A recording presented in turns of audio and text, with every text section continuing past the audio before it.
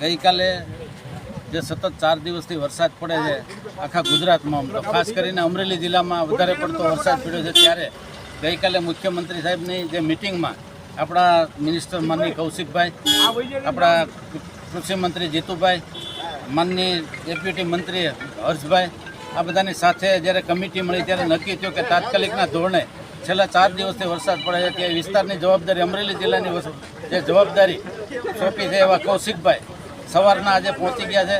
અમે સવારમાં સાવરકુંડલા તાલુકો, પછી રાજુલા તાલુકો, જાફરાબાદ તાલુકો, ખાંભા તાલુકો અને ધારી તાલુકામાં અત્યારે પ્રવેશ કર્યો છે.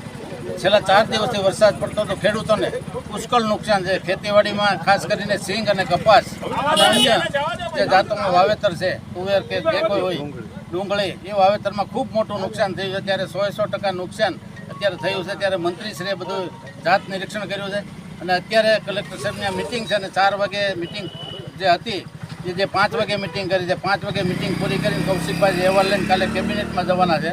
વહેલામાં વહેલી તકે આ નિર્ણય લે અને ખેડૂતોને પૂરો ન્યાય મળે અને પૂરેપૂરું વળતર મળે એના માટે અમે બધા ધારાસભ્યો, સંસદ સભ્ય, પાર્ટીના પ્રમુખો બધા મહેનત કરી રહ્યા છીએ.